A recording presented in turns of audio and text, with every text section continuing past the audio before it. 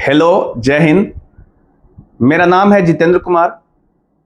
1990 ईस्वी में बिहार के राज्य के छोटे से जिला शेखपुरा में मेरा जन्म हुआ। 1990 से लेकर के दोस्तों 2025 तक तकरीबन 32 साल के आसपास हो चुका है। और इस 32 साल के दरमियान मैंने जब से होश संभाला है, बिहार की राजनीति में, बिहार के राजनीतिक गलियारे में बहुत सारे नेताओं के भाषण को सुना है, बहुत सारे लोगों के वादे को सुना है और बहुत सारी चीजें महसूस किया है। हमारा मैट्रिकुलेशन यानी हमारा माध्यमिक परीक्षा इसी जिला से हुआ है। उसके बाद फिर हम लोगों ने पढ़ाई के लिए बाहर गया। बिहार से बाहर जाने के बाद पुनः बिहार वापस आया हूं अपने जिला में। और 2017 में जब हमारी रिटर्निंग हुई है अपने जिला वापस, तो एक ही विश्वास के साथ वापस हुआ था, एक ही तमन्ना के साथ वापस हुआ था, क्योंकि बिहार वाकई में आज भी और राज्यों के मुकाबले काफी पिछड़ा है, काफी पीछे है।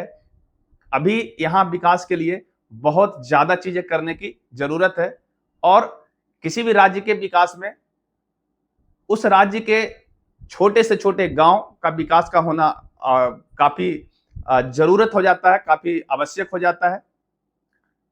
तो हम लोगों ने 2014 में अपनी इंजीनियरिंग की पढ़ाई पास की और इंजीनियर बनने के बाद 2017 के आसपास पुनः वापस आया, अपना जिला वापस आया, क्योंकि यहां से मेरा लगाव था और इस लगाव को पूरा करने, यहीं से कुछ करने के लिए वापस आया था।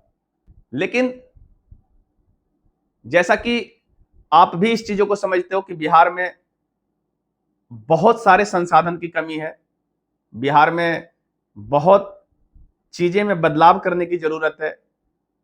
बिहार कोई भी औद्योगिक चीजों से जुड़ा हुआ नहीं है, बिहार में इंडस्ट्रीज नहीं है, तो लोगों का पलायन यहां से होता रहता है। और कोई भी पढ़ा लिखा युवा जब बिहार से वापस निकल जाता है तो पुनः ये वापस नहीं आता है। पर वो बाहर से इस चीज का उम्मीद लगाए रहता है कि शायद कभी कोई बिहार में ऐसे लोग आएंगे, बिहार में ऐसे शख्सियत का जन्म होगा, बिहार में कोई ऐसा लोग उत्पन्न होगा, पैदा होगा, जो बिहार के बदलाव की ओर कदम रखेगा और शायद उसे भी बाहर से बिहार बुला पाएंगे। मुझे याद है माननीय मुख्यमंत्री जी का शासनकाल, जब उन्होंने शुरुआती दौर में मुख्यमंत्री पद संभाला था और विकास में काफी अहम सहयोग दिया था और बिहार का एक नया चेहरा सामने लेके आए थे। इस बात से कभी नकारा नहीं जा सकता कि बिहार के बदलाव में नीतीश कुमार की भी अहम भूमिका रही थी। पर मैं कह रहा हूं रही थी, अभी पिछले 10 साल में मैंने ऐसा कोई बदलाव नहीं देखा। बस चीजें खींच रही है, जैसे चीजें खींच रही होती है वैसे खींच खींच के समय आगे बढ़ रहा है। आप अपने ही जिला में आप इस चीजों को महसूस करके देखो। कहा तो ये जाता है कि बिहार में माननीय नीतीश कुमार की सुशासन की सरकार है, सुन के अच्छा लगता है, पर क्या वाकई में सुशासन है? क्या करप्शन आपके आसपास में, अगल बगल में बहुत व्यापक रूप से फैला हुआ नहीं है? क्या आप छोटे छोटे काम के लिए आपको पैसे देने नहीं पड़ रहे हैं? ये हमारी बातों से नहीं, आप खुद इस बातों को महसूस कीजिए, क्या ये सही है या नहीं है। चाहे आपके आसपास के थाना हो, चाहे आपका ब्लॉक हो जहां जाति आवासीय आप आय बनवाते हो, जहां आप के जो शहर का काम होता है, नगर निगम, नगर पंचायत, वहां जाकर के आप देख लो, किसी भी चीजों के लिए, यहां तक कि मृत्यु प्रमाण पत्र बनाने के लिए भी पैसे देने पड़ जाते हैं। और इस चीज से नकारा नहीं जा सकता, क्योंकि हर जनता इस बात को महसूस कर सकती है। आप सुनते होंगे ना हर लीडर की ये बातें, हर नेता की ये बातें आप सुनिए और समझने की कोशिश करिए। वो कहता है जनता को सब पता है। क्या वो आप पे कमेंट नहीं कर रहा कि हाँ सब पता है लेकिन जीतेंगे हम ही? सब कुछ पता है, लेकिन जीत उसी की हो जाती है, क्योंकि यहां का जो पॉलिटिक्स है सिर्फ जातीय आधार पे है। सिर्फ जात के नाम पे वोट होता है, और जात के नाम पे जब वोट होगा तो कभी भी अल्पसंख्यक से आने वाले लोग इस चुनाव में कभी भी नहीं जीत पाएंगे। जैसे मैं बात कर रहा हूं उन छोटे से जाति की, जिसकी संख्या बिहार में कम है, क्या वहां से निकला हुआ कोई भी बेटा कभी भी आगे बढ़ सकेगा? क्या वो विधायक बन सकेगा? जब जात पे ही वोट होगा तो वो कभी आगे आ ही नहीं सकता है, खड़े होने के लिए सोच भी नहीं सकता है, और कोई भी पार्टी उसे टिकट भी नहीं देगी। टिकट तब मिलेगी जब वो अपने अल्पसंख्यक का एक नेता बन जाएगा। मतलब नेता बनना होता है समाज के लिए, वो अपने अल्पसंख्यक के लिए नेता बन जाए, तब शायद उसे सीट मिल सकता है चुनाव लड़ने के लिए। आप कहेंगे कि अगर टिकट नहीं मिलता है तो क्या चुनाव ऐसे नहीं लड़ा जा सकता है, निर्दलीय चुनाव लड़ लिया जाएगा?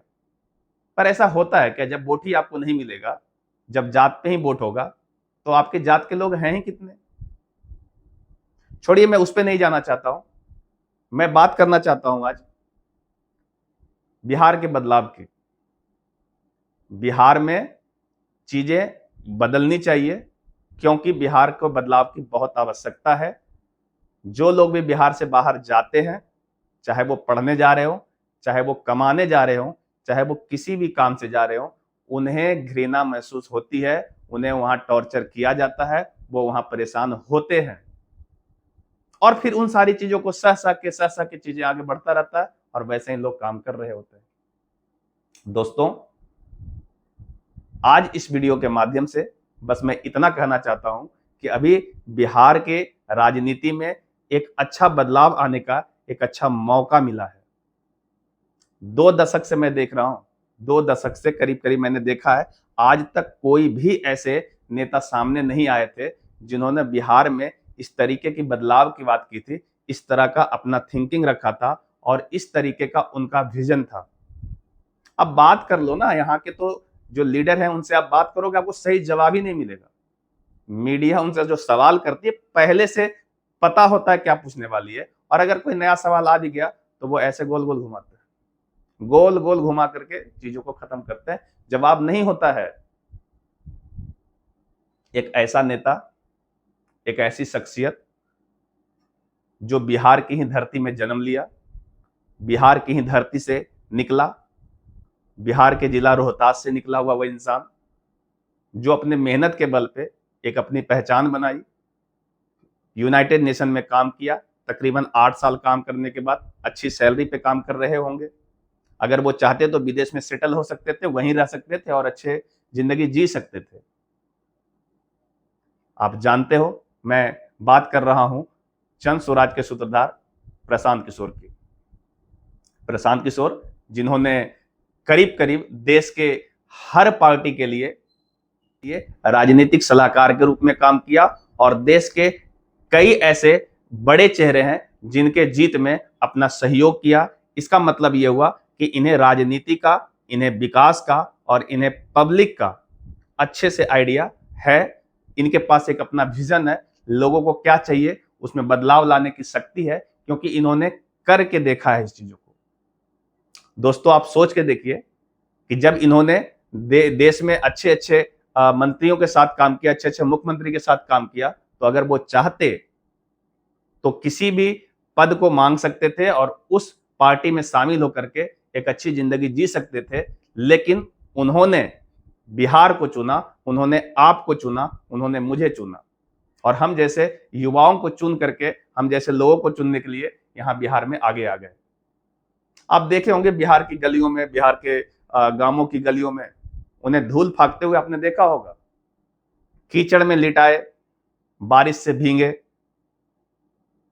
ऐसी शख्सियत जो बिहार बदलने की बात कर रहा हो और वो कह रहा हो कि यहां बदलाव हो के रहेगा, तो यहां बदलाव हो के रहेगा। जरूरत है तो आपका और हम लोगों के सहयोग का। दोस्तों, सिर्फ इसके हार में मजा नहीं है। अगर ऐसे शख्सियत हार गया ना, ऐसे शख्सियत अगर हार जाता है, चुनाव नहीं जीतता है, तो आप समझते हैं क्या होगा उसके बाद? एक तो ऐसे ही कोई भी साधारण फैमिली का कोई भी लड़का चुनाव में आना नहीं चाहता, या फिर अगर आ भी गया तो पहले से जो आपके आसपास के जो लीडर हैं वो आपको बैठा देंगे, या तो दबाव से, बलपूर्वक, या तो पैसे से। तो ऐसे लीडर का सपोर्ट करने की सख्त जरूरत है, और मैं समझता हूं कि ऐसे लीडर को आप सभी लोग थोड़ा सहयोग करें, अपने आसपास की चीजों को समझने की कोशिश करें और बिहार के बदलाव में अपना भी योगदान दें।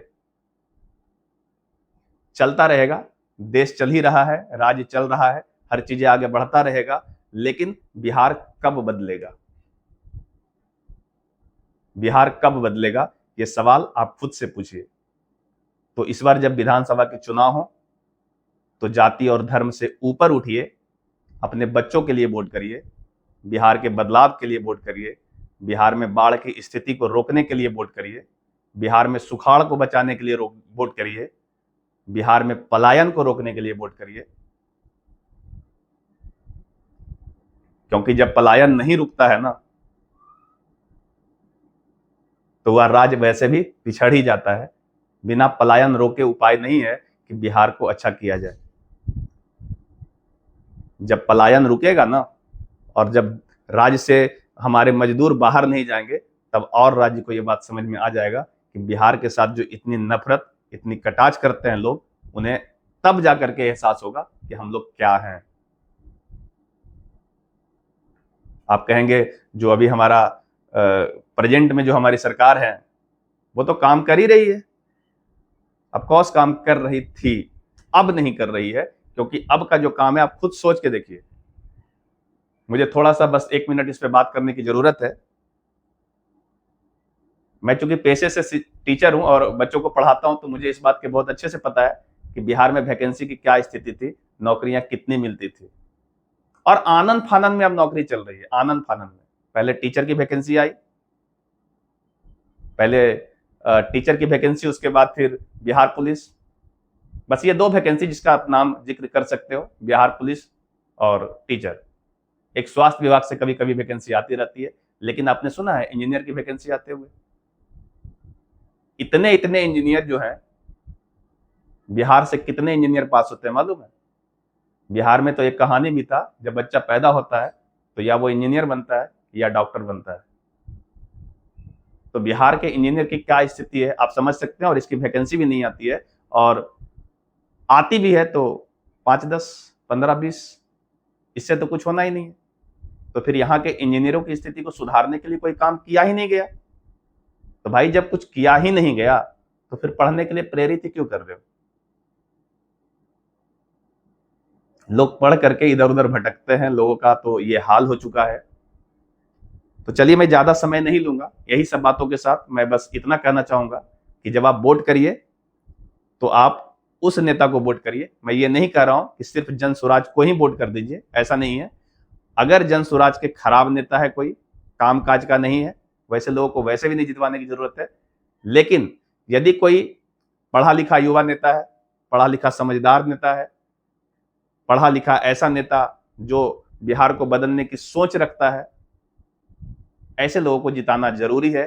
क्योंकि आने वाले टाइम पे अगर आप भी चाहें तो ऐसी राजनीति में कदम रख सकते हैं, लेकिन जब तक आपका इस तरह का जो लीडर है जो सामने नहीं आएगा, तब आपका भी कोई खास उम्मीद नहीं बनता है, और बिहार बदलने में आपका योगदान धरा का धरा रह जाएगा। इन्हीं सब बातों के साथ मैं इस वीडियो को आज यहीं खत्म करता हूं। मिलता हूं किसी और वीडियो में, तब तक के लिए जय हिंद, जय भारत, जय बिहार, जय जय बिहार।